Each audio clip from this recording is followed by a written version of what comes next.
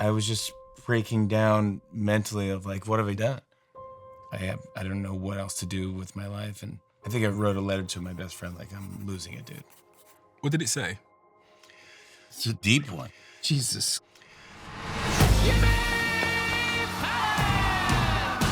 Jimmy, I was reading through your business portfolio and it's extremely extensive. You founded a production company, a ride, shoes, you got the ice cream, the tonight dough. But the through line here is about making people happy. I've always wanted to please people since I was a kid. And in your 8th grade class, you were voted most likely to replace David Letterman on the late night show. Is that crazy? Because I ended up doing that. Well, it does feel like you pulled that into existence somehow. Well, I was beyond obsessed. I wanted to be on Saturday Night Live. So I worked at the Improv, where I think the paycheck was $7.25.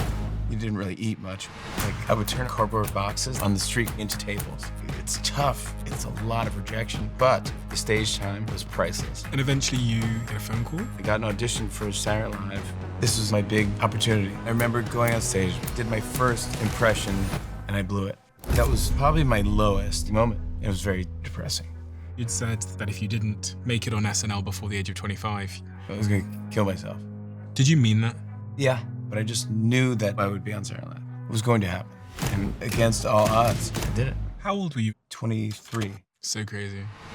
Jimmy, I found some photos. Can you tell me about this one? Oh my God. Wow. This has always blown my mind a little bit. 53% of you that listen to this show regularly haven't yet subscribed to this show. So could I ask you for a favor before we start? If you like the show and you like what we do here and you want to support us, the free, simple way that you can do just that is by hitting the subscribe button. And my commitment to you is if you do that, then I'll do everything in my power, me and my team, to make sure that this show is better for you every single week. We'll listen to your feedback, we'll find the guests that you want me to speak to, and we'll continue to do what we do. Thank you so much. Jimmy, what do I need to know about you to understand the man that you are? And when I ask that question, I'm specifically trying to understand your earliest context. Because you're, in many respects, an anomaly, but you're an anomaly that was very, very clear on where you wanted to go in your life from a shockingly young age. So I'm wondering what gave you such clarity and what the context was that made you the unique way that you are. Gosh, that's a great question. That's gonna be the whole show right here, because I want to find out. Maybe entertaining or being funny is probably, or wanting to satisfy people. I think, and wanting to please people. I've always wanted to please people since I was a kid. Like, I don't know if it was my parents or my grandparents, or I wanted to make people feel good and give everyone, or if I'm at a party, I want to make sure it's the best party, and I'm giving everything. I want to make sure it's pleasing or appeasing, one of those words. But I think I've always wanted to do that, and that's kind of what I do now. Do you have like an earliest memory of that behavior? I think wanting to do good in like, I don't know, at sports maybe, or, in grade school, or I remember I was an altar boy, so I was, at one point in my life, I wanted to be a priest. Really? Yeah, which I think I'd be a pretty good priest. I think it'd be funny, and, I could have good delivery, Someone said to me once, they said, maybe you got your first taste of wanting to be an entertainer from being an altar boy, because you're up on stage, kind of. Yeah. Technically. Yeah. And there's an audience. Yeah. And you're up kind of performing. I mean, walking around, and you're wearing an outfit, kind of, wearing costume, and, so it's kind of theater in a weird way. But I remember just kind of wanting to do good for, make my parents proud, or my grandparents proud, or there was kind of, it all happened so fast that I don't have problems with it, or go back to it and go like, oh, that was traumatic. I just think that I was always like a people pleaser. Your parents were very strict. Yeah, very Catholic, very strict. No cursing, no sex, very Catholic, no dirty words, I would listen to comedy albums, and my dad would take a key and scratch the curse words out of the record. He would find where the dirty word was and stop it and scratch it out of the record so I wouldn't hear it. So I would hear Rodney Dangerfield and it would skip to the end of the joke. It was like, well, I'll tell you, and then cut to people clapping and laughing. I go, well, I don't even know what the joke was. I mean, it kind of ruined it. I go, why were they laughing? But I didn't quite, but my dad would tape music videos.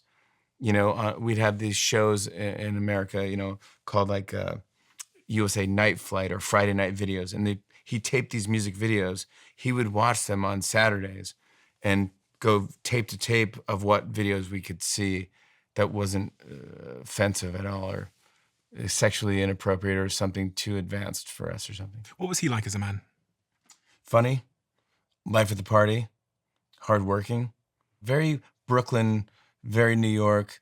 He sang in a doo-wop group on the street corners. So he would go, not professionally, but just that was one of the things he did in high school. And then he also fought in gangs, like not just beat each other up gangs. Like I don't think anyone killed each other, but this was back in the 50s where they just one street corner would fight another street corner and they get together and just have a fist fight or something. Tough guy. He's a tough guy. Yeah. He's Emotional?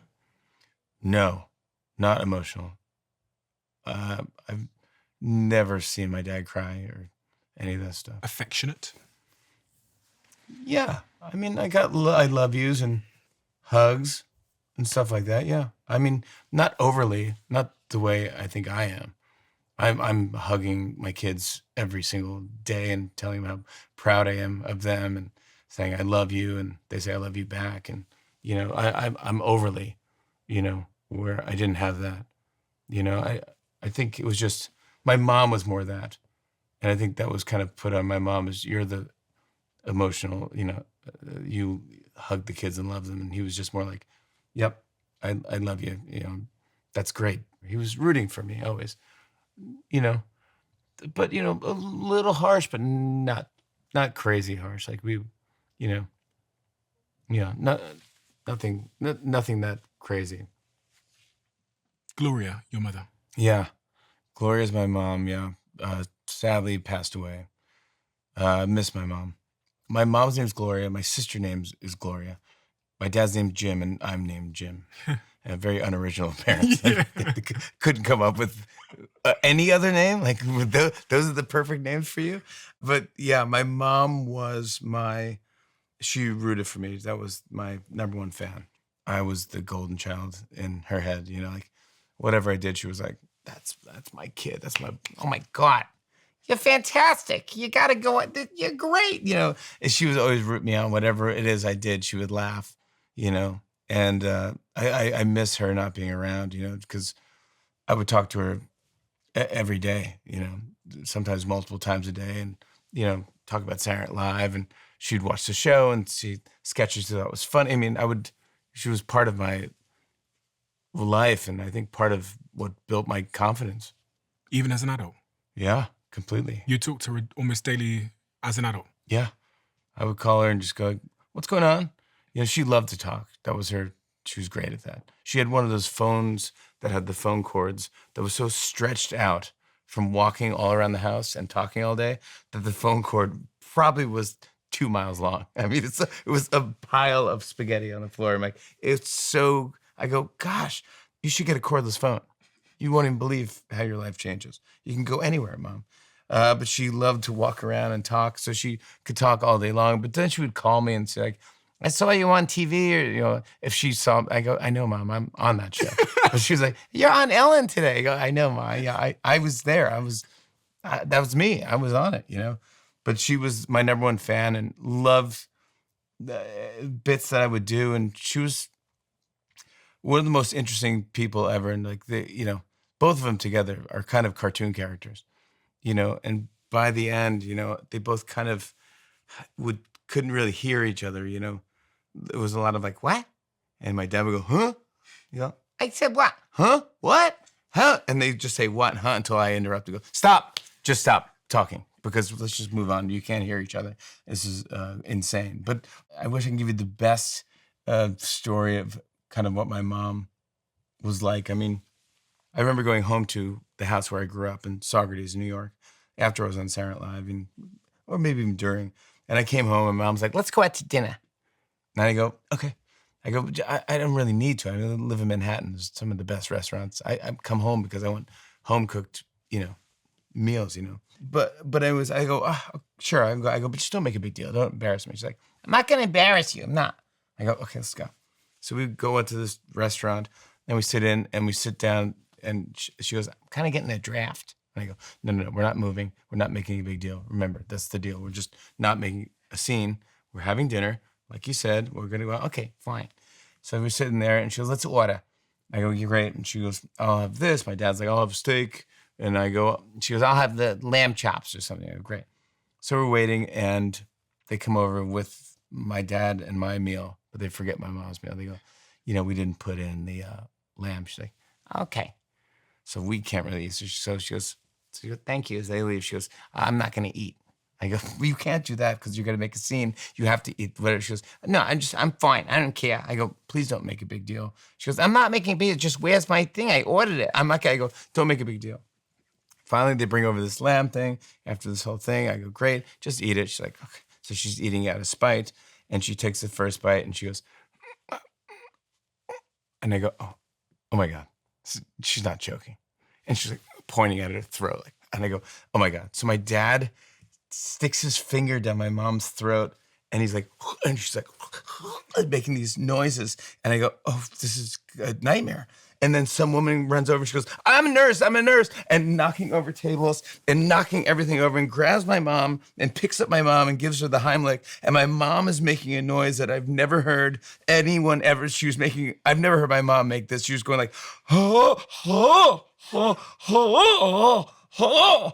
And then she pulled it, and then a lamb ball flew out of my mom's mouth and hit the wall. And the whole restaurant is just looking at us. And they sit down and she's crying, and she's, alive. And my dad goes, all right, let's just finish dinner. And I go, finish dinner? It's over. We're going home. We're buying a bottle of wine for that lady and we're getting out of here. My dad was like, that lady should have minded her own business. I go, what? Maybe it was mom's time to go, but they were that weird and funny where they're like odd people, but always making jokes. But that was and it was embarrassing. But, I remember telling that story, and she at a party, and she would love to hear it because that was just very her. And, she just did stuff like that where you're just like, oh, this can't be real. A lot of that. Of both your parents, who are you trying to please the most, do you think? Who are you waiting for the well done from the most? God, that's a great question. I would say probably my mom. I think I would like to make her laugh, because she had a great laugh. They both did. But I think of both of them, I think my mom would be the one because she was a fan of mine. So it's almost like going like, do you like my new song? Do you like the second record? Mm-hmm. It's like, if you're a fan of the Beatles, you're like, do you like Sgt. Pepper? And she'd be like, I like it. I like this, better because I could tell that she's a fan of mine. So she's like, oh, I like this new thing you're doing, or I like the song you did. I think that was great because I could get feedback from someone I could tell was kind of studying what I was doing. For me, being a comedian and being comedic is so. I say this with the most amount of respect, but Yeah. it's so strange because it's such a big risk and it's such a unique career to pursue with very little promise of financial return or any real Yeah. notoriety. Like when I spoke to Jimmy Carr and other comedians that I've interviewed, there's something a little bit. Say it. Crazy. Mental, yeah. Crazy about it. I never, and I still to this day, I don't care about money. I never cared about money. I never did anything for, I just don't do it. I never did it for money. And I worked because I liked working. I worked since I was 13 because I enjoyed, I guess, getting a paycheck, but, and paying for things, but I don't know what things I was paying for. I was 13 years old. But I liked the idea of going into work and working a 9 to 5 day and, doing overtime. And I looked forward to working wherever it was and Maybe it was because I was trying to be my dad, because he would go to work in the mornings and then I would see him at night, when he came home. But I remember just not caring about money. And my mom, I would always put our laundry in the laundry basket or whatever. And my mom would do the laundry. She'd be like, Jimmy, I found $5 in your jeans. And I go, okay, yeah. She goes, thanks. She goes, next time I'm going to keep it. And I go, do it. I could care less. What am I going to do?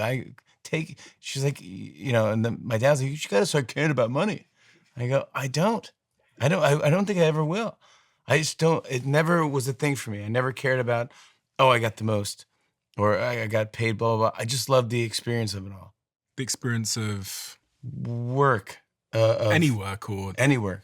It led to comedy as well as when I did comedy shows. When you worked at the Improv in LA, it was a great comedy club in Los Angeles on Melrose Avenue. You would go up and I think the paycheck was $7.25. That's what you get paid total. There's no way you could do that for the money because, it's worthless. What's $7 going to do for you? But it was the getting on stage, the stage time that was priceless, and building an act and trying to get a persona and build a brand and build a character and work in your act that could lead to a bigger act or a Saturday night gig. A Saturday night gig paid maybe $20 a gig, and that was kind of okay money. And they would also feed you on a Saturday, which is great because I had no food. I was just like living there going like, got to $7. I can buy some things, but you didn't really eat much. Saturday they would feed you, and I remember my first Saturday gig at the Improv. I go in, it's a big deal, and I'm brand new, probably out in LA, maybe 6 months or something. And I worked my way. You have to do any weeknight, anytime they call, you have to be up there. And so I did that, and I put my dues in for that and showed up. And I did pretty well. I had a good 10-minute act. And Saturday night gig, and I get there, and I see Jerry Seinfeld in the restaurant. I go out to the payphone, and I call my parents, 1-800-COLLECT. Do you know what that is? At least just about. Yeah, it's like a way to make a collect call so that you don't pay for it if you have no money. So you would call 1-800-COLLECT, and someone would have to pay my parents would pay for the phone call from LA. And I called my mom, 1-800-COLLECT, and she goes, hi, Jimmy. I go, Mom, Jerry Seinfeld is at the club at the Improv tonight. She's like, oh my God, Jerry Seinfeld. Oh my God, I can't believe it. She's like, this is the peak of Seinfeld. She goes, is he gonna go do stand-up? And I go, I don't think so. I don't know. He's just eating at the restaurant. I know he's a fan of comedy, and the owner, his name is Bud Friedman. And so he was there with Bud. So I go in, and I'm getting ready to do my act, which is a lot of impressions. And I'm waiting there, and who goes on stage but Jerry Seinfeld? He just walks on. They go, we have a surprise for you tonight. And he gets a standing ovation before he even says anything. Comes out, does his greatest hits. Crushing every joke. The famous ones, the sock missing from the dryer, the whole bit. He did everything, then says, good night, standing ovation, and he leaves. And the guy goes, okay, who's on next? Mark. And this guy, Mark, goes, I'm not following that. And he goes, how about you? And he, there's two other guys there, like Daryl or no, he goes, I'm not following that. He's like, who's Jimmy Fallon? And I go, that's me. He goes, yeah, you're up next, kid. I go, oh my gosh, my first Saturday night, I have to follow the greatest comedian of all. He was the hottest comedian, might be one of the best comedians of all time now. He's the greatest. I had to follow that. It was my first act. I'm like, phew. And so I went up and I had this doll, and I would do these impressions about a troll doll and different impressions of celebrities that would be the host of the. Like this one. Wow, you do your research. Unless you just carry that around. Like that one. So I would have this doll. Oh my gosh, this is my act. So I would have this, and I go, hello, I'm Jimmy Fallon, and welcome to the auditions for Troll Productions Incorporated. We're looking for a star or sponsor for a new line of Troll. I would do like a British accent. I don't know why. I thought that was cool for me at the time. Probably sounds terrible to you. And I don't mean to be offensive. I go, we're looking for a star or celebrity to sponsor our new line of Troll dolls for our new line of commercials. First up, John Travolta. And then I go, she's like, I swear to God, I mean, like, look at his hair. Like, who does this? Who does his hair? Like, it's so weird. Like, what kind of doll is this, right? I mean, like, I can't even like play with this thing over here, Sandy, would do something like that. But this time I came out and I go, first up for the celebrities, Seinfeld. And I go, okay, people, okay, look at these dolls. Their arms and legs don't move. These aren't fun. He's got no pants on. He's not even wearing pants. What kind of a doll is this? And it worked. And I followed Jerry Seinfeld. And I was like, and that was cool. And then I went down the list and I finished my act and I pulled out a guitar and I played guitar with the troll doll. And that was my act for years. My name is Jimmy Fallon and welcome to the auditions for Troll Productions Incorporated. Remember these little guys with fuzzy hair? We're looking for like a jingle for our new line of troll doll commercials. First up, you two. Troll doll out on the street. Got a job, got no money. Got no shoes in the feet. Were you a confident young man? So if I zoom back to when you were 12 and you were the class clown in 1986, were you a confident man? What was going on in your head? I think I was pretty confident. I wasn't cocky. I mean, I remember like my grandfather and my parents being like, hey, don't be too full of yourself. They didn't like kids that were too full of themselves or cocky. I was pretty, but I was confident. In your 8th grade class, you were voted by your peers most likely to replace David Letterman on the late night show. And you were 13 years old at the time. Is that crazy? Because I ended up doing that. Crazy. I ended up doing that. I replaced David Letterman. But you were aiming at that. I wasn't. You were aiming at the SNL thing, no? Yeah, Saturday Night Live was my aim. I wanted to be a cast member on Saturday Night Live, which I ended up doing. But then Saturday Night Live is what got me late night, which was Letterman's show. And then late night got me the Tonight Show. When you look back at how, at that age, you were aiming, as a young man to be on SNL, which is exceedingly rare. But you also went on to, replace David Letterman on the late night show. Mm. When you look back in hindsight and go, so if your child came to you and said, Dad, how does one aim at a goal and then accomplish it? And how did you aim at such a goal? And in hindsight, what were the factors that went into you accomplishing that goal? Are there like principles that you could transfer to somebody to make them accomplish such a goal? Because, one of your best friends, I think it was Frank Gentile, recalled that he says, I've never met anybody more focused on what their goal was in life. It's, I'm not a huge believer in manifestation as people often describe it, but it does feel like you pulled that into existence somehow. I remember just being, I don't know what it is. I wasn't that well read or anything like that, but I just knew that what I wanted to do, I think from around 12 or 13. And maybe it's because people said I was good at it or I was making people laugh, So I think when my peers and my friends said, like, you should do this. Like, I think you're going to be famous one day, or I think you're going to be a comedian. I think you start believing it and you're like, oh, maybe I am good at this.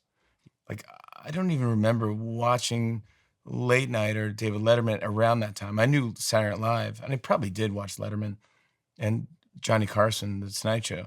But I think I started thinking, oh yeah, Saturday Night Live that's what I want to do. That'd be the ultimate dream, because that felt exciting and electric and show business, but also cool and edgy. And I was like, if that would be my goal, like, how would I do that? And I remember, like, secretly, if I threw a coin in a fountain, or if I made a wish on a birthday cake, which I still do, that's not my wish anymore. But I remember I would blow out the candles and I'd say, I want to be on Saturday Night Live every year, all of my birthdays. Any wish that I could make, that's what I wished, that I could be on Saturday Night Live. And so maybe that pressure that I put on myself drove me to figure it out and see what were the right steps. I think, my big decision, was going into stand-up and doing impressions. I knew the show could always use impressions and people doing impersonations of celebrities, And so I thought that was one way in. And so I remember doing that. And then I remember reading that people that study at the Groundlings, which is an improv troupe, if they study there, some people go from the Groundlings to Saturday Night Live. So I moved out to LA and started taking classes at the Groundlings just in case that could help me. I also knew that there was a management company named Brillstein Gray that managed a lot of the people that were on Saturday Night Live. And if I could get seen by Brillstein Gray, maybe they would put me in touch with, the Adam Sandlers of the world, or the, people that, they had everyone from, I think, Belushi on till, they probably have people on the show now. But I remember getting a call from a manager who used to work at Brillstein Gray, just left. Her name was Randy Siegel, and she was great, and she was my manager. I moved out to LA with the manager, and so I thought she would know how to guide me to Saturday Night Live. What are your parents saying at this time? Because if one's kid says, I'm going to go out to LA to do comedy and improv and these kinds of things, your dad was a career man. He was working at IBM, I believe. Yes, he was working at IBM. And he said to me, he said, look, just guarantee me 2 years of college. Okay. Just go to college for at least 2 years. I think we made a deal where we said, if you go for 4 years, I'll pay for 2 years, and you pay for 2 years. Like, okay, that was kind of a deal for us. And so I remember going to college for 3.5 years, and on that half of that last semester, I got kind of an opportunity to go to LA to meet with this manager, and I called my parents and I said, I think I'm gonna drop out and move and go to LA and go for it and just try to take acting lessons and take class at the Groundlings and try to get an audition for Saturday Night Live. And they were like, all right, well, really think about this. This is really what you did. Who is this person that you're going out to? And I go, her name is Randy Siegel. She's a manager. And I had met her through a guy that I used to work for in Troy, New York. I was a receptionist at a news weekly called Metroland. I used to answer the phones, and I would also do the personal ads, like, men seeking women and blah, blah, blah. And I typed those things out. And I remember he moved to LA to be a music manager. And so I gave him my tape on his way out, a videotape of me doing my troll act. And I said, if you see anybody, he goes, well, I'm not doing comedy, I'm doing music. I go, I know, but if you see anybody, maybe pass it along. And so he passed it along to this manager. So she talked to my parents, and they got a phone call where she was like, I think Jimmy's got something. He's green, but I think if he gets, if he goes to work and puts in the work, I think that he'll get something. I think he'll be successful. He's green. Amateur. He's not ready yet. If you're not ripe. He's green. So if you're green, you're like a green banana. Did you ever give up on yourself, or did you ever doubt yourself while you were out in LA? Yeah, definitely. A bunch of times. It's tough when you're just not getting it's not working, and you want to tell everyone that it is working, but it's hard. It's a lot of rejection, and you end up like, you're just trying so hard, and you go, I know what I want, but it takes so much time to get there. But in the meantime, you have to take auditions. You have to, because I was like, I didn't want to take acting lessons, because I read somewhere that James Dean would go to acting class and just watch and never do the acting lessons. And I liked James Dean for some reason. So I would go and I'd just sit in the back and watch everybody. And finally the acting teacher came up to me and was like, are you sure you want to do this? Because you can get so much more out if you did this and started working with other actors. I think you should, because you're a stand-up comedian. You don't perform with anyone. You're by yourself on stage. I think you should learn how to act with other actors. And I was like, yeah, maybe he's right. Like, I'm not James Dean. So I started acting, and then you realize, oh gosh, I'm really not good at this. I got to learn how to do this. It's a skill to play off of other people and to listen to other people. So then I started doing auditions, because that's my manager would get me an audition for movies and stuff. And I think my first audition was to play a lifeguard in the Brady Bunch 2 movie or something. And I had to say like one line, like, get out of the pool, something like that. And so I remember going, and my line was printed on fax paper. They faxed it over, and when fax machines were a thing. And so they would tell you, bring in the paper when you do the audition, hold the lines so that they don't think that you're off book. So they think that you have a chance of getting better. I go, okay, great. So I'd hold the paper and I go, and action. I go, get out of the pool. And you go, okay. You want to just do it one more time? I go, okay. And it's quiet and it's just so awkward. And I go, get out of the pool, or whatever it was. And she goes, okay, bye-bye. And actually said bye-bye. And I was like, my face got red. I got so embarrassed. And I got back to my apartment and my manager called me and I go, did you hear feedback? She goes, yeah, you didn't get it. They said that, weirdly, she goes, they said you're too green. And I go, okay. She goes, but we have to work on it, you know? Just keep doing it and keep doing auditions and working on these lines. And you should get an acting coach and go bring the lines to the acting class and go, can you get out of the pool, you know, whatever better. So it just got over and over again. You get rejected and you wouldn't get parts. I got no parts. I probably auditioned for, 30 shows and movies and stuff like that. And you just kind of, it's tough. It's really tough. Say if anyone going into the business or acting or any of that stuff, the entertainment stuff, you're going to get beat up. It's going to be to the point where you're like, I'm so depressed, I can't do it. But just know that if you can just get through it and keep working, eventually, whatever it is going to happen in life will work out. Maybe you won't even be an actor, but maybe you'll be a lighting director. Maybe you'll work on sets. Maybe it won't be acting, but it will get you to where you're supposed to be if you just keep going and keep doing it. And I just kept kind of telling myself that. And I ran out of money and I was like, I'm going to have to go home to live with my parents and probably go back to college if they can let me back in. And I think I even might have looked into it, but I was just so bummed out because that's not what I wanted at all. I wanted to be on Saturday Night Live.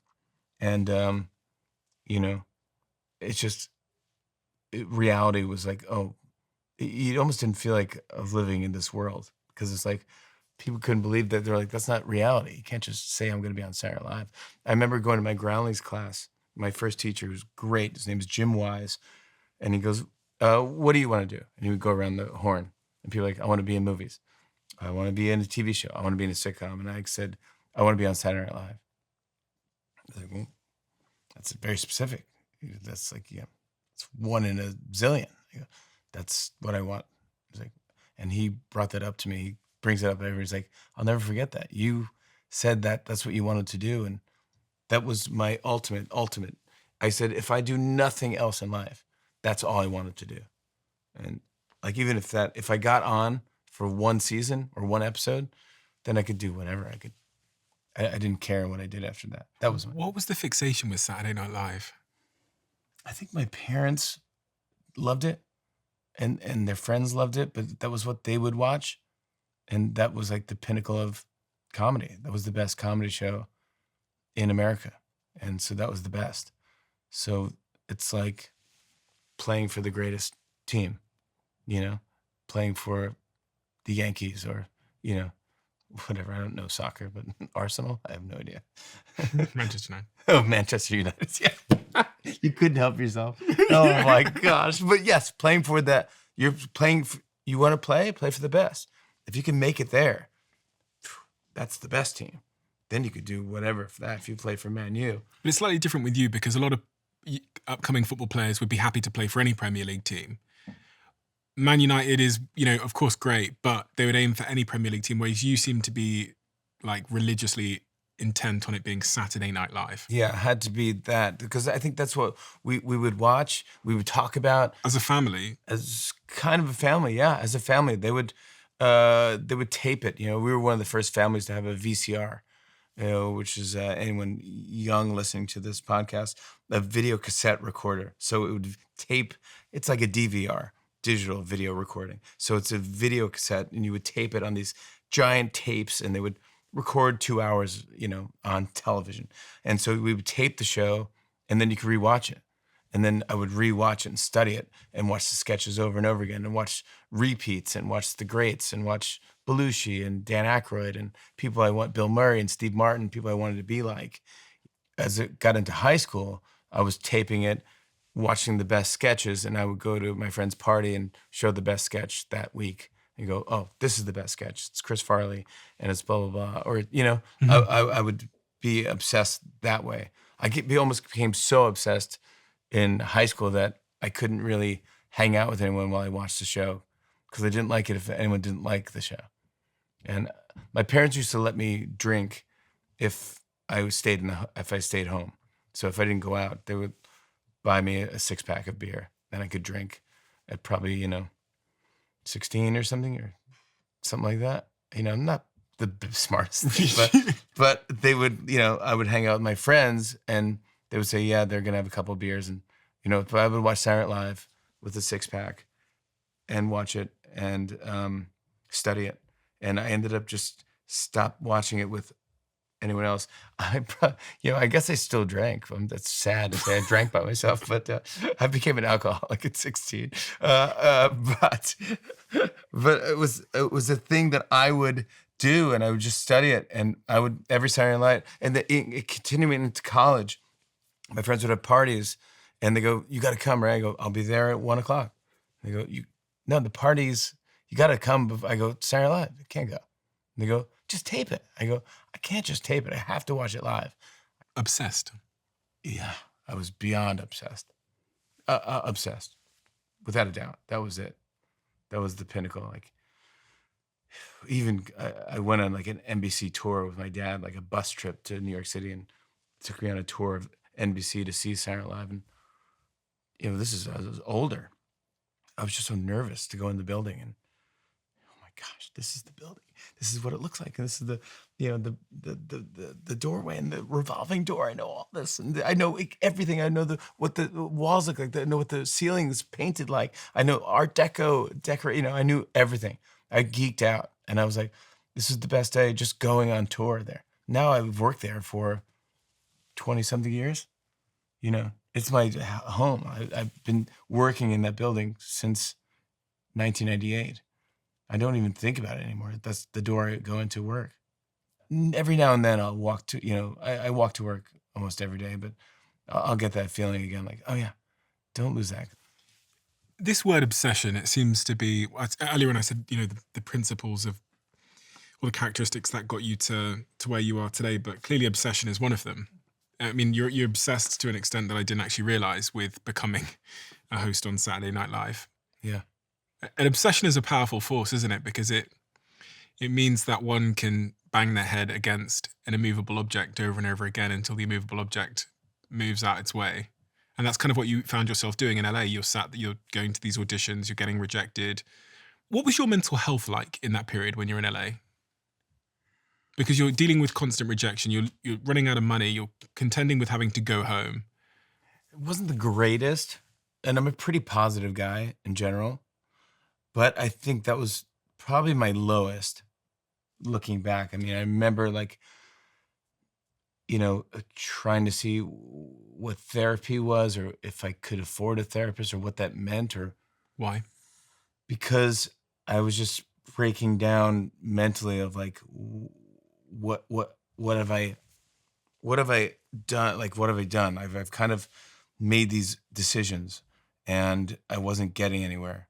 And it was like, I mean, I had really kind of no friends and no social life, just obsessed with work and obsessed with stand-up and trying to make my act better and trying to see if I can get on Saturday Night Live, and having no money and just going like, what is this all about? I don't know if I could afford to keep failing.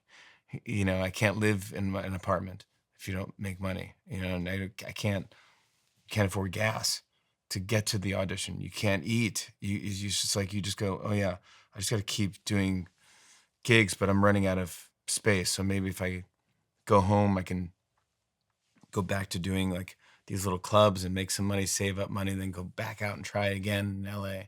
I remember there became a moment where I'm like, oof. I think I wrote a letter to my best friend, like, I'm losing it, dude.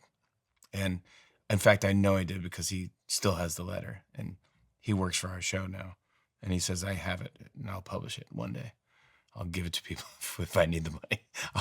I'll release your letter of you emotionally broken. I go, but that's what best friends do. They hold it over your head. And Just he's a gonna sell sick it on dude. eBay. Yeah, exactly. I'll sell it on eBay. And I go, gosh, I mean, it's one of those embarrassing things. I probably wish I didn't write that, but What did it say? I don't even ask, but I think it was something to the point like I'm losing it, and I don't know if I can make it, and I don't know what else to do with my life, and something to that or effect, or I miss college, I miss you, I miss having friends, I miss going out, I miss I think it was that. It was like maybe regretting my decision to move to LA. Was there anything that this Jimmy might go back to that Jimmy and say to him at that time, if you could, to some message that maybe he needed to hear that he wasn't hearing? Maybe advice or... Yeah, I mean, of course, the advice would be like, it's going to be okay. I think probably the best would to go back and be like, hey, I'm proud of you, dude. Like, you're doing exactly what you have to do. You're doing what you have to do to become me.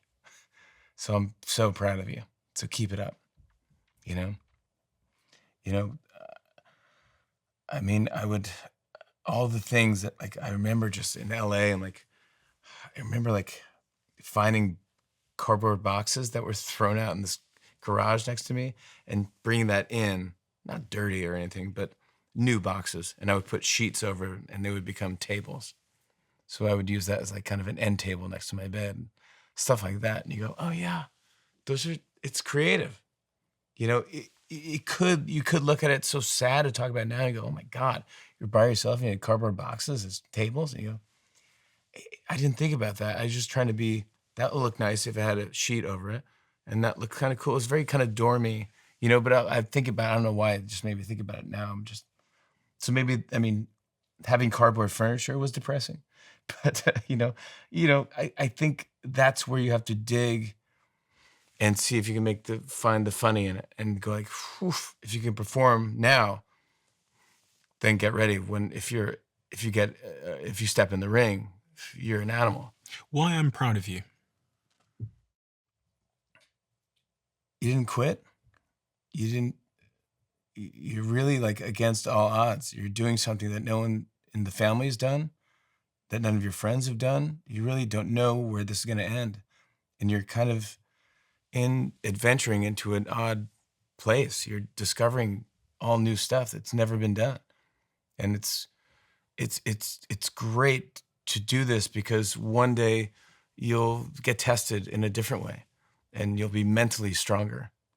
And so I'm proud of you because this is all tough now, but it will pay off when you need to show your strengths, or, it's almost like you're going to the gym, it will pay off one day. Like, I don't want to do it. I don't want to run. I don't want to lift. I don't want to do anything. I don't want to eat. You go, I know, but the future me is telling you, this is great that you're doing this because you're going to have it. It's just going to be, when you need it, you'll be strong enough. And so I think I was becoming stronger as I was building it. And I look back and I wouldn't change anything, at the time, if anything, I would say I want it to happen faster, but not really. I think you have to live through all the stuff and go, oh yeah, now I remember that. That was cringy. Oh, that was rough. Oh, I remember that. That was bad. But that was a good one. And then you go, oh yeah, that was another great one. And then, oh yeah, and then you start thinking of all these stuff that you thought was depressing then. It's kind of charming now. And you go, I love those days. And I love the days where you bombed and that was the biggest problem. The biggest problem in your life was that you didn't do a great impression of Jerry Seinfeld. Like, that was the biggest problem in your life? Okay. Then I think your life is pretty good. Like, dude, if you look back and go, it meant so much to me though. And I think about that now with my daughters. They tell me the stuff that's going on in school and stuff. And to me, I'm like, you won't even see these kids. This will mean nothing to you. These kids, maybe you'll be friends with them for life. I hope so. That'd be great, but I don't think so. I don't remember anyone. I don't talk to anyone from my grade school. but it's the biggest thing in their life now. So you can't say that because it's like, Dad, this is my life. What are you talking about? This is the biggest thing. Like, high school is so slow when you're in high school. Right now, 4 years is a joke. 4 years is like a joke to me. I go, oh my God, I can do anything for 4 years. When you're in it, it's long. 4 years feels like 25 years. You know? Could you have imagined a reality where you didn't end up getting onto SNL at some point? So if we were sat here now, you're 50 years old, and you're sat here and you'd never done it. I would have done it. But so this is what I'm getting at is, I would have found a way and done it. And even just walked on or something. I would have found a way to get on it. I would have found some way to either be an extra or walk in the background or do something, or I would have, there's no way. There's no way. I'd have to. But you're saying if I didn't, what would happen? Or you're saying, I don't think it would ever happen. I had to be on it. I was going to make it happen, and I had to do it. You know? I don't think there was an option. I don't think I would have done it. I don't think there's ever an option that I would never have been on that show. I asked the question because there are areas of my life where I sometimes reflect and go, I always thought that that was going to happen. And the consideration that that might not have happened makes it's almost like this, like, then life wouldn't have been real. Like, then everything I believed would have been a lie. There's small things in my life that when you look at me as a young man and I'm filming myself, pretending that a TV show have asked me to do something that ended up happening 10 years ago. And I go, that was always how in my brain. I did that too. Yeah. But I mean, I think a lot of performers have done this, where you interview yourself and you pretend you're on a radio show, and you go like, "Here I am. I'm counting down the top 10 songs, and here's the vote." And I have cassettes of me doing that. You know, I think a lot of people do that. When I asked you the question about SNL, you were so convinced that that's always the way that it was going to go, and I'm like, that's what I'm trying to. I wanted to see your reaction when I make you consider that it didn't go that way. I can't see it not happening. I had to. It was going to happen. I don't know. I don't know if I can tell you honestly that I could imagine another path. I don't even know if I could fake it, because I would be lying. I know I would be on Saturday Night Live. I have to. I can't even. I can't lie and say, well, I guess I could have done it. I just know. So how did you go from that kid who's writing the letter to his friend saying that he's considering giving up and seeking out therapy and those kinds of things? How did you get from that moment to that first Saturday Night Live audition? I think you get little things, little good things happen to you. You were going to use the word luck, right? It sounded like you paused on the word luck there, but I could use luck, but I'm just going to say good things. I mean, it probably is luck. I feel like I'm a lucky person, but I think they're just like you. I think I got a holding deal at Warner Brothers Television to act for a sitcom or something, even though I didn't want a sitcom.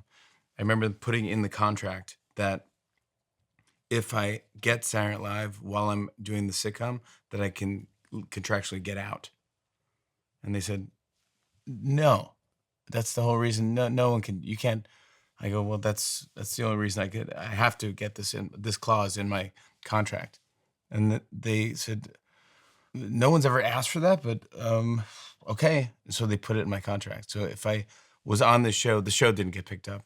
But if the show got picked up and I got a chance to audition for Saturday Night Live, I could leave the show contractually, because they were like, it's not going to happen. But so I ended up acting and getting a little money, which is great, because I could stay at my apartment and actually still work on my goal of Saturday Night Live, while not doing, I didn't want to act in sitcoms. But that helped me take a breath and go like, okay, I got a couple more months of opportunity. And eventually you get a phone call? Yes. My manager sent tapes and tapes and tapes to Saturday Night Live saying, he really wants it, blah, blah, blah. And so I got an audition for Saturday Night Live. This was my first of 2 auditions. My first one, I went to do stand-up, my troll bit, on stage at the comic strip here in New York. And I remember going in and having my one outfit that I owned that I thought was the best, and some shirt from the Gap or something, and Nike sneakers that were like, it was such a big deal. I only wore them on special occasions, and this was it. And I went on stage with my troll doll, and I saw Lorne was in the audience. He had his hat on. And He's the founder, yes, creator. he's creator of Saturday Night Live, and now the Late Night and the Tonight Show.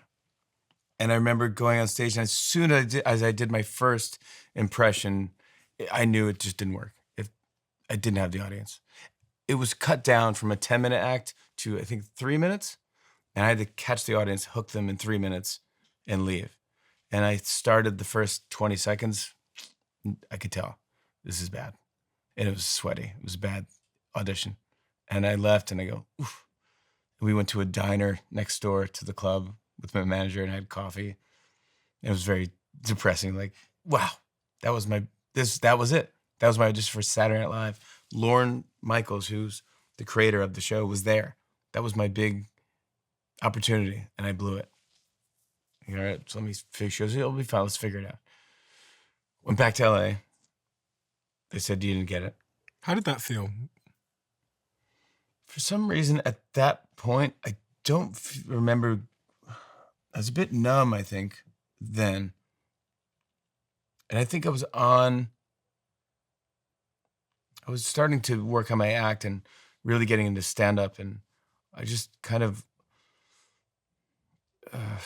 kept thinking in my head, I have to get another shot, another chance at auditioning or showing them what I could really do, because that was just not the best that I could do.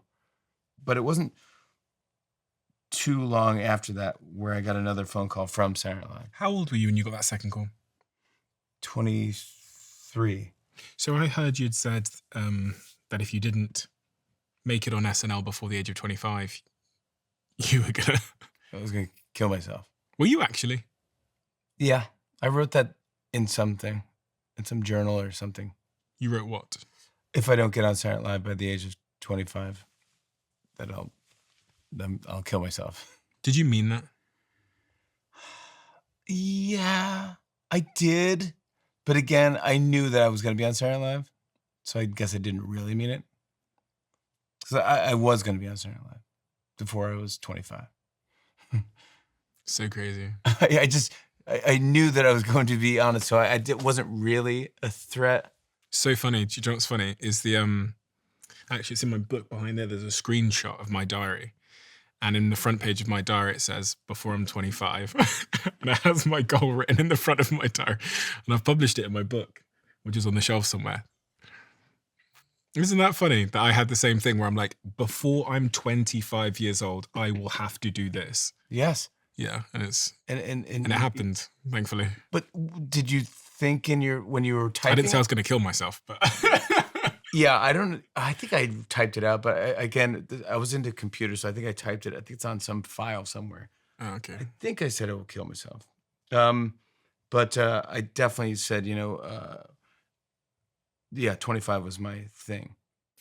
I started my first business at 12 years old, and then I started more businesses at 14, 15, 16, 17, and 18. And at that time, what I didn't realize is that being a founder with no money meant that I also had to be the marketeer, the sales rep, the finance team, customer service, and the recruiter. But if you're starting a business today, thankfully there's a tool that wears all of those hats for you. Our sponsor today, which is Shopify. Because of all of its AI integrations, using Shopify feels a bit like you've hired an entire growth team from day one, taking care of writing product descriptions, your website design, and enhancing your product's images. Not to mention the bits you'd expect Shopify to handle, like the shipping, like the taxes, like the inventory. And if you're looking to get your business started, go to shopify.com/Bartlett and sign up for a $1 per month trial. That's shopify.com/Bartlett. And you get this second call for the second audition around 23, 24 years old. Yeah. So then I said, do you want me to do the troll doll? And they go, no, we'd rather you not do the troll dolls because we've seen that already. They go, okay. Was that the end of the troll doll? Well, that was my whole act. I don't have much more. That's all I did was the troll doll act. So I'm like, what do I do? So I just kind of did the troll doll act under a guise of a different thing, where it's like a celebrity charity, or I think it was a. How you doing? Here we go. Oh my God. You know, my mom always told me to get a lot of, how you doing, to get some exercise. And so she used to say all the time, she'd say, why don't you go to the store with your mother? And Skinny kid. and I would say, why don't you shut up? That was my big moment. That was the biggest moment for me. That's crazy. That was the moment in the audition too that changed everything, because I was doing a bunch of impressions, and before I did that, I'm so nervous. But now I'm on the actual stage, and you're there, and a producer comes over and says, Jimmy Fallon. They go, yeah, come with us. They go, just to let you know, Lorne Michaels doesn't laugh, so don't let that throw you if you're doing your act. I go, great, thank you. And then they go, now go get hair and makeup. I go, wow, how cool, hair and makeup. I go get hair and makeup. They're doing my hair. They're putting makeup on me because they're broadcasting my audition to California so that the heads of NBC can see. And the guy and girl doing my hair and makeup go, just so you know, Lorne doesn't really laugh in these auditions, so don't let that throw you. When I go, okay, yeah, that's what I heard. Great, thank you. I go get your microphone on. So they're putting a microphone on me and a mic pack, and the audio guy goes, just a little advice. Lorne doesn't really laugh, so if you do your thing, I go, what is this guy's problem? Why is he not laughing? He's in the wrong business. I mean, he's in a comedy show. And so as I was doing that audition, I did an impression of Adam Sandler, which was what you just played. And I remember at the time it was kind of new because Adam just left Saturday Night Live and no one was really doing Adam Sandler. And I was doing, like, hey, yeah, oh, yeah, oh, yeah, hey, yeah, oh, yeah, yeah, whatever. And I remember Lorne started laughing. And I go, that's cool. That's a cool story. Even if I don't get Saturday Night Live, but I just knew that he started laughing. He put his head in his hand and he's laughing. And I go, that's a good story. I'll tell my kids I made Lorne Michaels laugh on Saturday Night Live, on the set of Saturday Night Live. I wasn't really on the show, but I was on the set. And I remember doing that and feeling good about the audition. Like, I left that going, that went as good as it could go. That was the best I can, that's the best I can give him. That was it. And I remember one of the producers, Marcy Klein, came up to me and said, grabbed my hand. She goes, Jimmy, that was fantastic. You got to feel good. And I was like, and I just felt like, okay, if they're saying it and I feel good. Then I didn't hear back for a couple of weeks or whatever. It's like, it's crazy how long you wait. And they go, look, we like Jimmy. We saw him at the comedy club, but we were looking for a different direction, for that audition. I think they hired Tracy Morgan. So they were going in a different direction, the first audition. But this one, they go, Lorne wants to meet you and talk to you. He's going to be out in LA. And he had an office on the Paramount lot. And so I drove into the Paramount lot. I get my name to the front gate. It's a great studio. It feels like you're in the business. I don't know if you've ever been to the Paramount lot, but the giant gates, and it's a movie set, and the gates open, and you go to a parking spot, and there's actors walking around. And it just feels like you're in the business. And it's nerve-wracking. And I went into Lorne's office. He had like some office on the lot. And I remember going into his office, and everything was white. And it kind of felt heavenly almost. And you're just like, and I sat across the desk from him, and he goes, Jimmy, do you wear wigs? And I was like, oh, no, I do this to my hair. I just spike it up. He's like, no, I'm saying like for characters and stuff. Like, have you done characters like where you wear wigs and stuff? I go, no. He goes, because we want you for the show.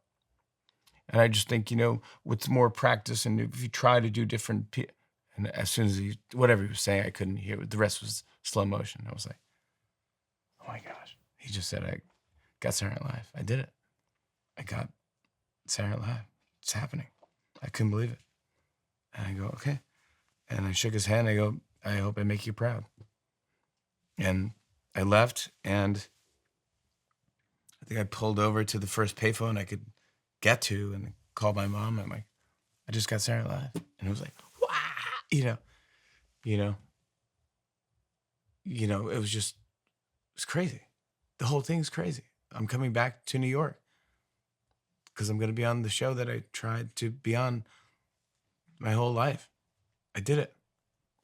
It's happening. And here we go. And it was like, wow. And I said goodbye to LA and my roommates, and everyone was just so happy for me. And then I went to New York and got an apartment in Midtown, and it was the greatest thing. And I took Saturday Night Live and went from there and did a couple of movies. I met my wife. It's the best thing that ever happened to me. And then I didn't work for a while after the movies. And then Lorne asked me to host Late Night and replace Conan O'Brien. I did. I worked hard at that. And then I got asked to replace Jay Leno on The Tonight Show. And I did that, and here I am. Now I'm host of The Tonight Show, and crazy life and crazy opportunities. And it's just so interesting and fun. There was emotion in your face where you talked about getting SNL and calling your mum. It's so interesting that it's decades ago. Yeah. You know, again, like, it's the end of Rocky. You know, it's the thing. It's like, I did it. It's like, yes. You know, you did it. That's insane. You gotta be kidding me. You did it. What we all said you were gonna do, but you went and actually, it's crazy. It's not many people do this. And I was like, yeah. And to talk to your mom, who was your biggest fan and always believed in you, you know, that's emotional. And it's like, phew, it's just, how can this be? It's just, I don't know. It was just done. It's just, the whole thing's kind of crazy. It's amazing. Is there Anticlimax? No. Because if you aim at that one goal and put it on a pedestal for that long in your life. No, it paid off. It was everything. It was what I dreamt. It was crazy. Everything. The announcer, Jimmy Fallon, him saying my name. I was like, dreamt of it. He was really saying it. I could watch him. I enjoyed every second of it. Every bit. The internet was happening at the time. And then people started sending me fan letters, and then web pages, and it was just like, you started getting famous. And here's the New York City street I walked on not too long ago, being kind of afraid and intimidated. Now I'm walking and people are going, Jimmy, you know, and it's cool. And you go, yeah. What weren't you prepared for? Getting rejection, you know, getting your sketches cut, being told you're not funny, you know, haters. This is before Twitter and all that stuff, which is a different ball game that I wasn't ready for either. But you think that it's just gonna be like, oh, this is cool, everyone will be great. But then just people, not everyone's rooting for you. You know, some people want you to fail. People's jobs are to take me down, you know, and to put bad press out and stuff. It's just, that's their job. And you're just like, ooh, I didn't think it was, I don't live in that world. I don't believe that it's real, but it kind of is real. And you go, oh, people are just gonna be mean. And you gotta, again, just toughen up and get through it and just keep your head down and keep being funny and just keep doing things and keep being creative. And just, if you move that out, you realize it's not even real. It's real, but it's noise. And it's just, it doesn't affect you. You can only believe in yourself and know that you have to keep going. And if you keep scoring, that will show. Your work will show. That stuff I wasn't prepared for, of dealing with the overcoming that, you know. Overcoming that. Yeah, overcoming, like, hating on you or you know, saying you're not good or something. It's like, you don't think that's gonna happen. But it, you know, it will if you're successful, because someone will be like, you know, someone's not gonna like you no matter what. As someone that's always trying to please, is that the antithesis of pleasing for one's brain, who is orientated towards making people happy? It's the worst. Yes, it is the absolute worst. I hate it. I want everyone to like me. I can't stand it. I go, oh my gosh, what can I do to make you like me? I think the answer is you can't. You can't make everyone like you. You just have to do what you do and do the best that you can at what you do, and be happy with yourself. I mean, like, what's the alternative? The alternative is you quit, you Yeah, you quit, or change. you change you to be, I guess, what the person who hates you likes. Someone else will just hate that. Then someone, yeah, the original people will hate that you changed, and you go, oh yeah. I mean, And then you'll hate yourself. For yeah. I mean, I love music, but I remember like I loved the Beastie Boys growing up, and there's that one line Mike D says like, be true to yourself and you will never fall. And it's like, kind of is the move. Just be true to yourself. Then everyone can say whatever they want. It's like, that's who I am. How did you cope with that stardom, being thrust into public spotlight? You're getting feedback from everywhere. You're getting the good, the bad, the ugly. You're someone that wants to please. Did you seek any professional help? Did you get any support? No. No, I just kind of live through it and go like, yeah, I think I'll figure it out. I think fame was fun. It's cooler. It's cooler than cool. It's like, wow, this is what I thought it would be. But it's also, at the end of the day, it's the work and the stuff that you do and the stuff that comes out of it where I'm most proud of, where I'm like, oh, I get to do this. I think this bit could be fun. Like I remember we had Mick Jagger on the show, and Lauren said, Mick will do a sketch if anyone has an idea. And I go, I could do an idea where I'm the reflection of Mick Jagger in the mirror. And I'm like, what doing a show that way? And Lauren goes, please don't do that. Absolutely, please don't do that. He goes, it's been done. The Marx Brothers have done it. It's just Lucille Ball. It's been done. Please don't do that. I go, okay. He goes, but go pitch Mick ideas. I go, I don't want to pitch him ideas. You're the producer. I'm nervous. I didn't know Mick Jagger. He's like, just go in and pitch me the ideas. I go, so I wrote out like 10 ideas. I'm like, hey Mick. He's like, he's very nice. And I go, I was thinking maybe me and you, you play Keith and I'm you, and we work at a sunglass hut or something like that. And he's like, yeah, no, don't really like that. I don't like that. And I go, well, then I have this other idea, where, you and I work in an ice cream shop, but we're, blah, blah, blah. And he's like, nah, I don't really like that. I don't want to do that. And I go, all right. And I'm going down the list and the ideas are getting worse and worse. And I'm just like, oh my gosh. And then out of desperation, I go, or we could do something where you come in your dressing room and I'm your reflection in the mirror. And you're like, why am I doing this shit? I've done it in the 70s and done it in the 80s. And what am I doing that? What am I doing? And he goes, oh, I like that. And I go, so I go back to Lauren's office. I go, good news, bad news. Good news, Mick wants to do a sketch. Bad news is it's the mirror sketch. And so Lauren was like, okay, we'll do it.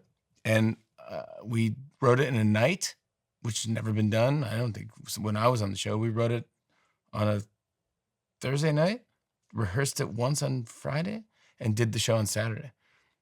And it worked. And it really worked. It might be one of the best sketches I was ever in. And Mick was so happy that he was so giddy, and he kind of shook my hand through the mirror, which is funny because I'm supposed to be his reflection. And it was just kind of cool. And I remember one of those things where I'm like, the room was shaking. And I go, that's cool. Like, dude, that's beyond what I dreamt I could do. Being on Saturday Night Live is one dream, but now you're doing a sketch with one of your rock idols, and scoring, and it's great. It's really funny, and everyone's having a good time. Like, you really think, but that's something, and it wasn't meant to be. It wasn't written. It was all just kind of happened last minute, and but those little moments all kind of add up, and you go, oh my gosh, this is so crazy that this is all happening. How was that? I was looking before you arrived at all the people you've interviewed going back more than a decade, and it's just everybody. It's like Floyd Mayweather to insert the name of the person who's at the top of an industry. You've sat with them, they've been on your show. I was thinking, like, how has that altered your perception of not just what fame is, but like what life is about? Because you've met the best of the best, the top of the top, the richest of the rich, the most famous of the famous. I'm interested, in people, whoever it may be, whether it's Bruce Springsteen or, Angelina Jolie or something. You're talking to them, just going like, talk to me about this thing or what.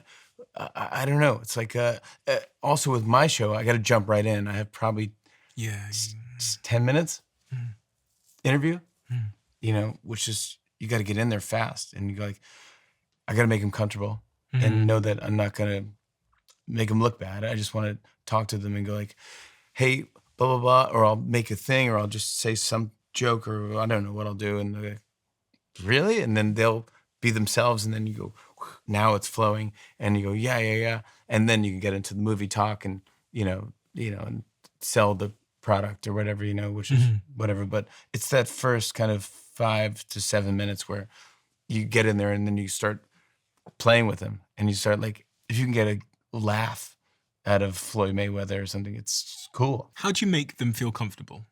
Is this, you must have something that you have learned about what it is that makes someone feel comfortable.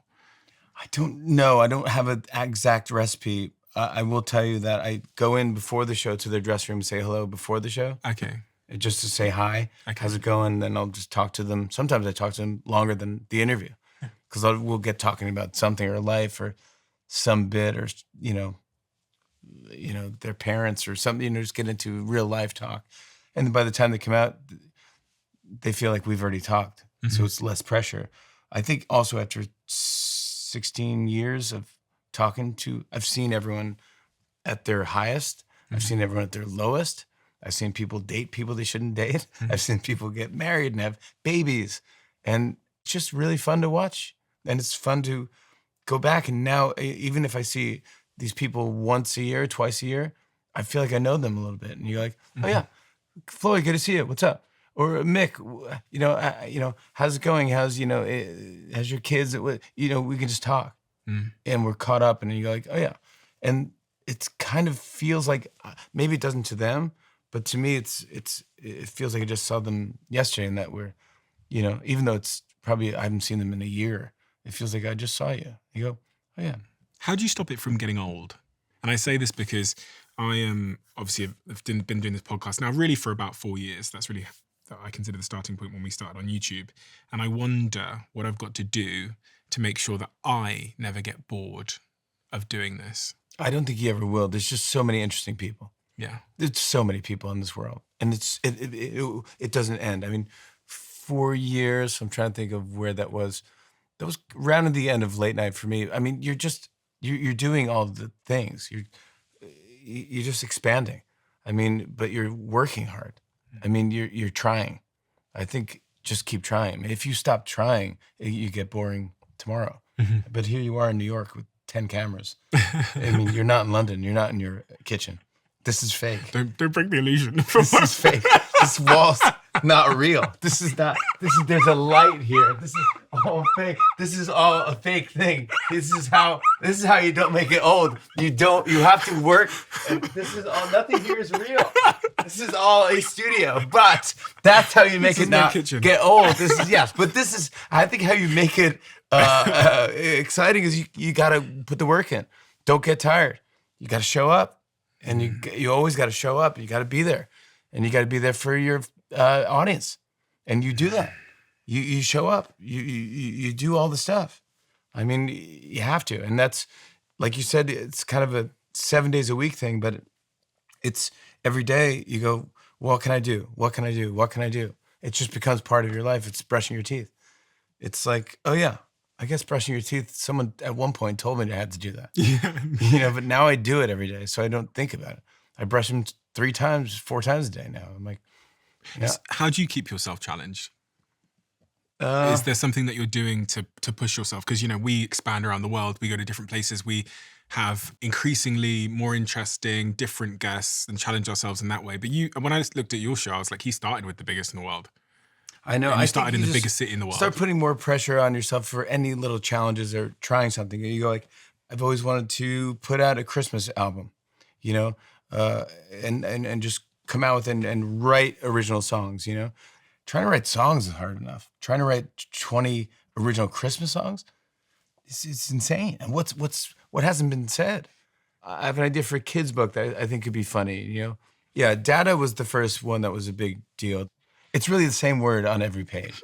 It's just getting your kid to say Dada. So I thought that no one's done this. So I go, basically, if you get to the end of the book, it's you saying the word Dada so many times that I think your baby has to eventually just go Dada. So it'll work. But then you released Mama.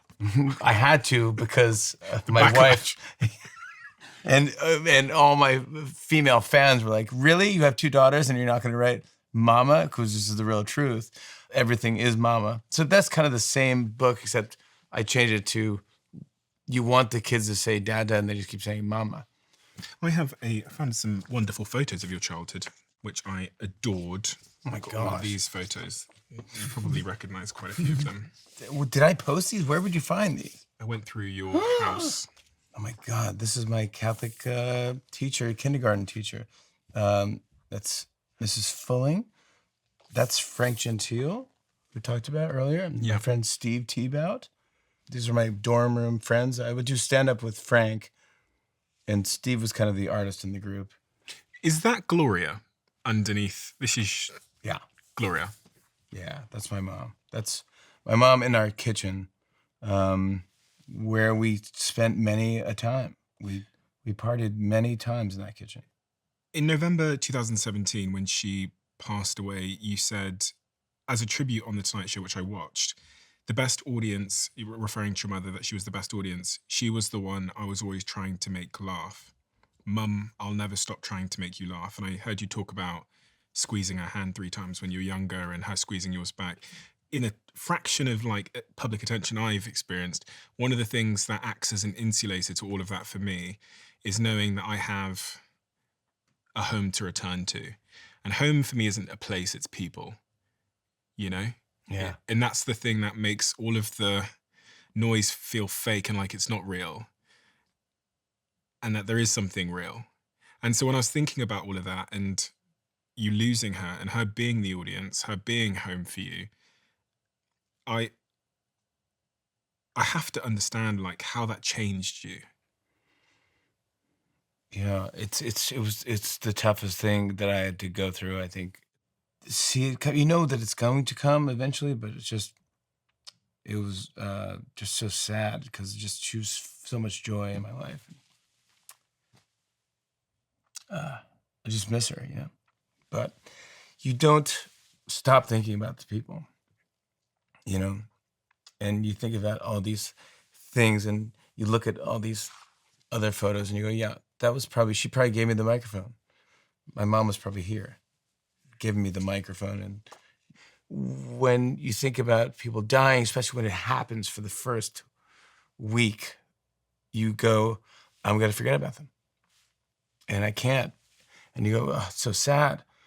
And then the truth is, it's just you don't forget about them, ever. They will never, they're in your life. You think about them in the weirdest moments.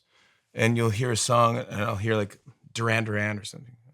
I don't even know if my mom liked Duran Duran, but something reminded me of me and my mom listening, and I'll think of my mom. Like, oh my God, can't believe I'm listening to Hungry Like the Wolf or whatever, Rio, and I'm thinking about my mom and getting sad. But you have those moments when it's like, but it's more happier moments, and you don't get that emotional, you know. If I, you know, want to, I can just start crying because I just miss her. But I think of the best times, and you know, I think I wouldn't be who I am without her, you know. When you say that you miss her, you've said that a few times. What precisely is it that you miss? She had a great sense of humor, and she was always, you know, and I think there's so many things. Probably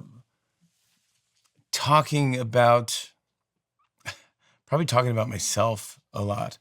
I go like, did you see the thing I did? Or the thing, or I want her to bring it up, like, that thing you did was great. And then it makes you feel good. So I kind of miss the positive reinforcement, the feedback, positive feedback of something that I did that I kind of miss. And her, you know, complaining about something or talking about something she doesn't like, or I feel like that would kind of give me material. And I miss like, calling on my birthdays and, she's so much love. She just loved me so much. I worry about this because I think sometimes we don't realize the importance of certain relationships until we lose them. And my parents are getting older. And I think I have some kind of like subconscious existential fear that there will be words unsaid, or I will learn the hard way that there's things I should have said, Yeah. You kind of, I think I said everything. It sounds like you spoke to her a lot. I did. I said everything. She knew that I loved her, and it kind of happened fast, which I kind of hope. I think that was a good thing.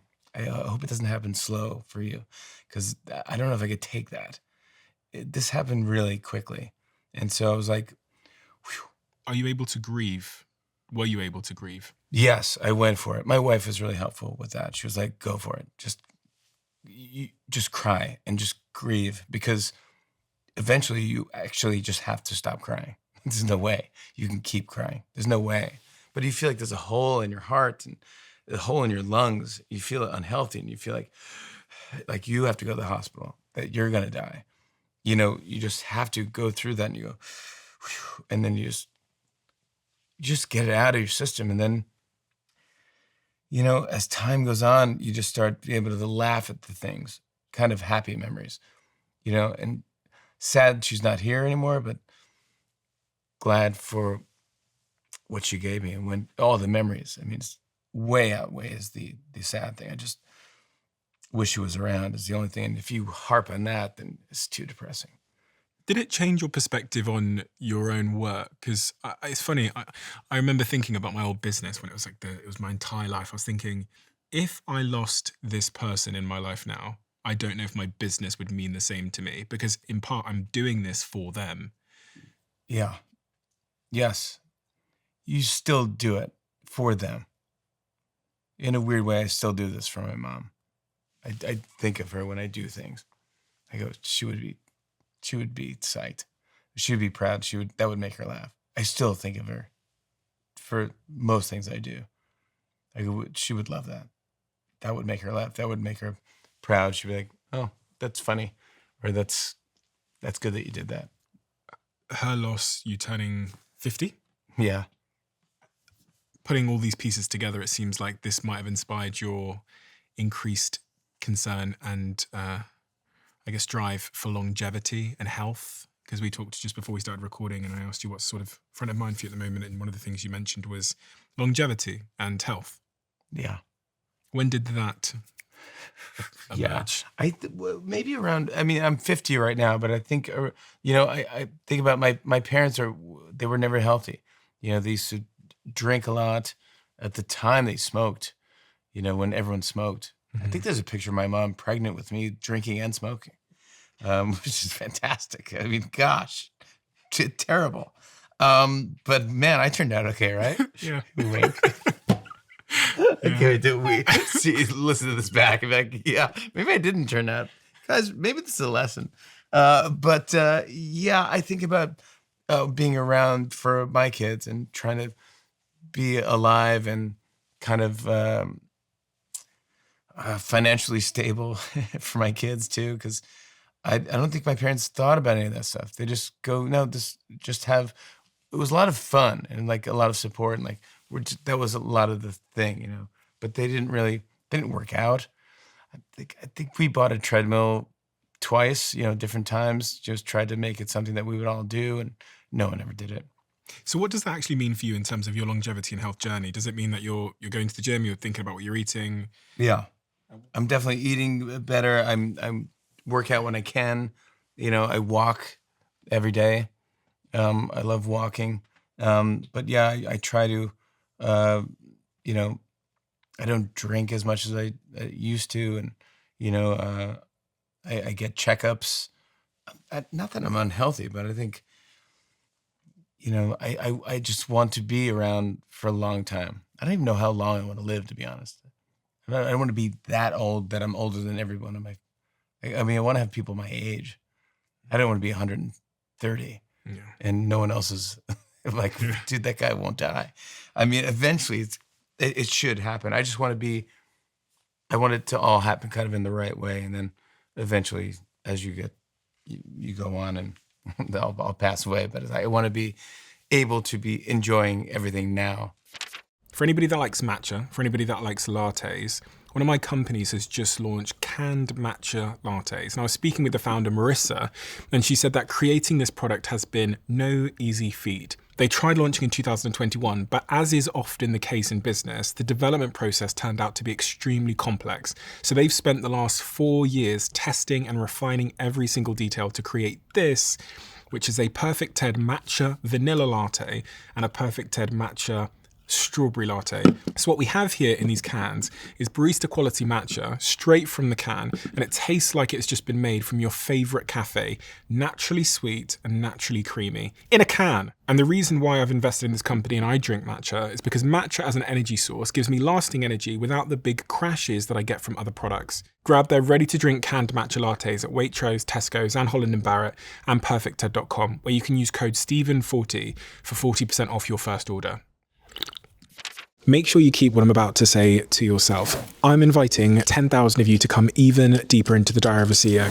Welcome to my inner circle. This is a brand new private community that I'm launching to the world. We have so many incredible things that happen that you are never shown. We have the briefs that are on my iPad when I'm recording the conversation. We have clips we've never released. We have behind the scenes conversations with the guests and also the episodes that we've never, ever released. And so much more.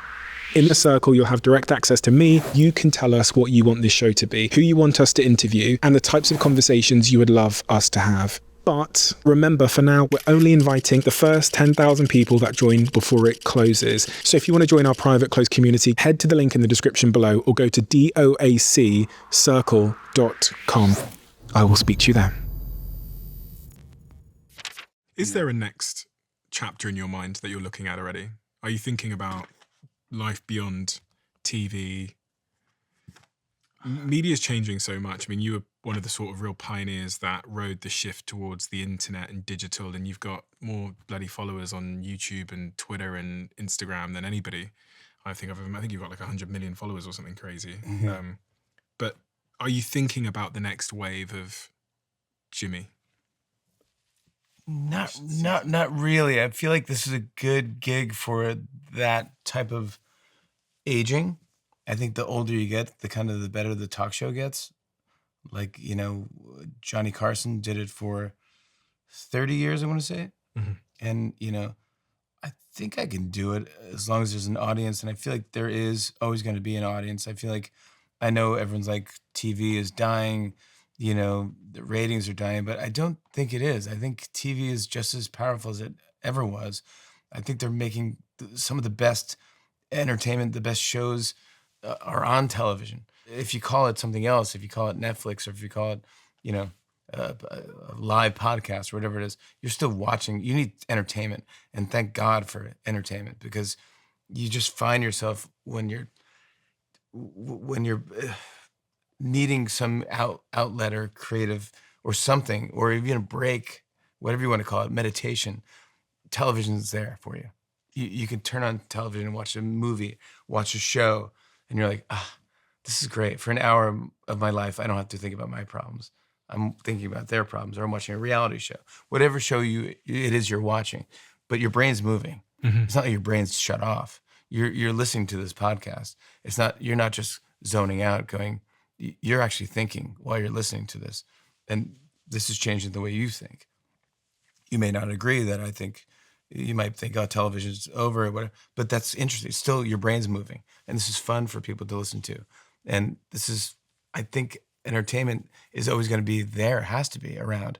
And I think it's just it's moving this way and that way, but I still feel like eventually there's a screen in your house or wherever you're living that you're going to want to see things on, whether it's going to be through your eyeglasses or if it's going to be through your, contact lenses or your phone or whatever it is.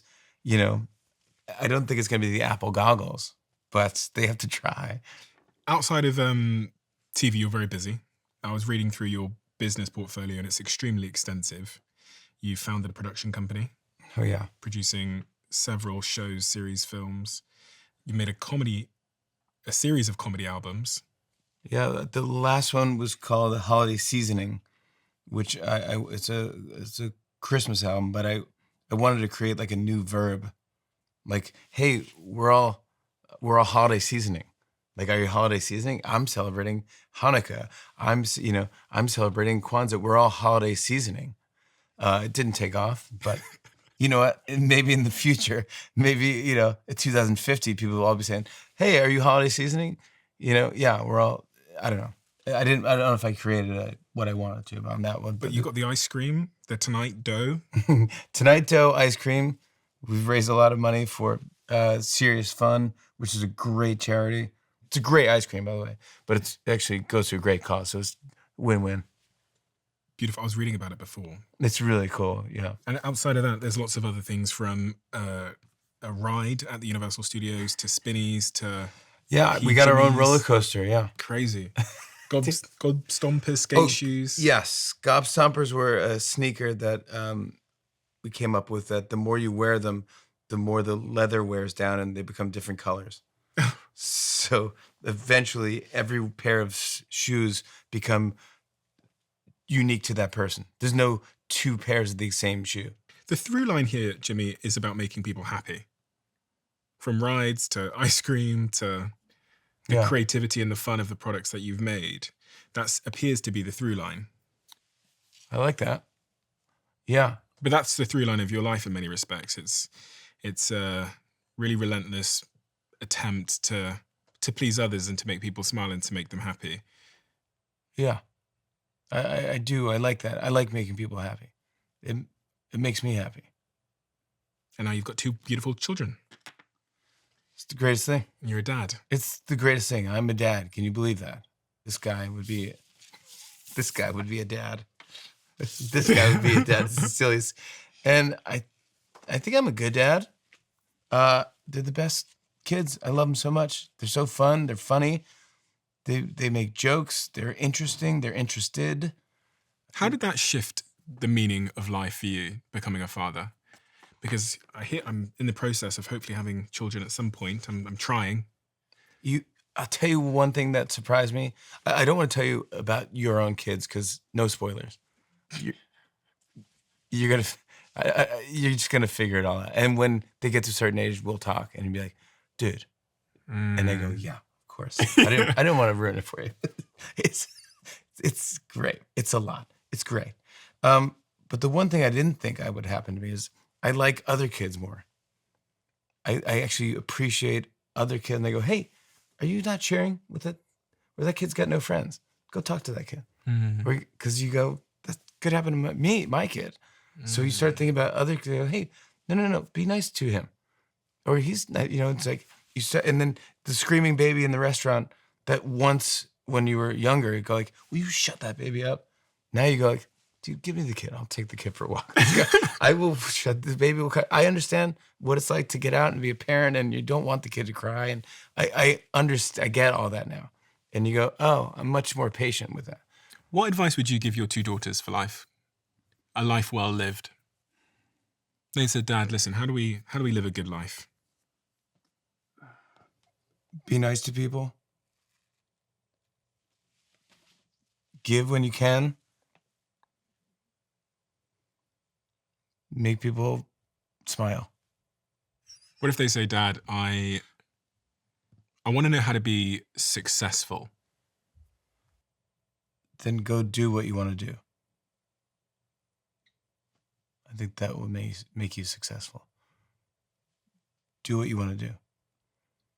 If you do what you want to do, you'll be successful. How are you misunderstood? Because we're all misunderstood in some way. Maybe someone that laughs at everything. I don't really laugh at everything. I do have a good time, but I don't laugh at everything. I think one way I'm misunderstood is maybe people don't think that I know what I'm doing, or that I'm just living through life like I don't know what's going on, but I do know what's going on. And I do care. And I put a lot of work into what I do. And I really put a lot of thought and care into things that I put out. And what does your gravestone say, Jimmy? If you could write it yourself. I would say he had a good time. That's not bad. I like that. Jimmy, thank you for doing what you do. It's so unbelievably apparent to me as someone that's just spent a little bit of time for you that in your heart, you are an incredibly pure, well-intentioned, happy, radiant person who has a really authentic desire to spread that to other people. And in fact, gains a tremendous amount of energy and happiness from making people like me and everyone that you met in my team behind the scenes happy. And we need more people like that in the world, especially in times like these, where there's so much division and the internet is an absolute war zone. It feels like everybody's frankly losing, if I'm being honest, because everybody's just firing shots at each other on both sides of the aisle, but just generally, just all sides of life. So it's wonderful to have people in the world and safe spaces and fun places that maintain a bubble of happiness and joy and humor. And you're one of those incredible spaces on the internet, but just generally in life as well. So thank you. It's such an honor to have spent time with you. And you're someone that I've looked up to forever. You know, you've been on screen for most of my adult life. And before I was interviewing people and I had the privilege of doing this, so you're one of my idols as well. And so thank you for that as well. It's been a tremendous honor. And I feel somewhat, it's incredible that I'm like in New York and I'm sat across from you. It's really something special. Keep doing what you're doing. You're great. You're fantastic. You're so I had sweet. the greatest time. It was so fun. I want to say thank you to every camera. Thank you, thank you, thank you, thank you, thank you, thank you, thank you, thank you. We have a closing tradition. Oh. Where the last guest Yes. leaves a question for the next guest, not knowing who they're leaving it for. Oh! And we'll ask you to do the same. The question left for you is an interesting one. It was, how would your view of yourself change? And how would your behavior change if you learned beyond doubt that reality is not objective, but exists only in what you do and your actions? God, the edibles kicked in, whoever wrote that one. It's a deep one. Jesus. I wouldn't be shocked. I wouldn't be shocked. I go, wow. I probably would take credit for it. I'd probably say, I knew that. And then you go, wait, what? You knew that? And you go, yeah, I wouldn't be shocked if all of this was just based on what I'm doing. It's fascinating. If that's the real truth, how fascinating. What a great experiment this was. And I hope, I hope I passed. And again, I'm a people pleaser. Whoever is playing this game, I hope they're enjoying the game they're playing. I sometimes think it's a simulation. We think we've like banned that as a conversation in the team. And someone's playing us. Yeah, they're just like messing around. It would make sense. But don't you think whoever's playing us is enjoying themselves? Like we're good characters. Maybe they like started the game and they've like wandered off. And they'll, oh no, it's like Toy Story. They don't play us anymore. Yeah, they're like they're off doing something else and they like forgot and we're like fucking around. Yeah, and then they go, oh, I didn't play that in so long. Yeah. Jimmy Fallon game? Oh, good. This dude, no, I don't play that game anymore. Yeah. No, I had him create a business. But they forgot to turn it off. They just let it run. Gosh. But yeah, well, hopefully that you don't have to play me anymore. I'm going to get to the next level. You will. Jimmy, thank you. You're the best. This was so fun. Thank you so much. I really love enjoyed this. it. You're Thank you awesome. so much. Thank Pleasure, you so much, pleasure. Jimmy. Really Thanks for having me Thank in you. your kitchen. Oh my God. Really, I like what you've done with the place. This has always blown my mind a little bit. 53% of you that listen to this show regularly haven't yet subscribed to the show. So could I ask you for a favor? If you like the show and you like what we do here and you want to support us, the free, simple way that you can do just that is by hitting the subscribe button. And my commitment to you is if you do that, then I'll do everything in my power, me and my team, to make sure that this show is better for you every single week. We'll listen to your feedback, we'll find the guests that you want me to speak to, and we'll continue to do what we do. Thank you so much.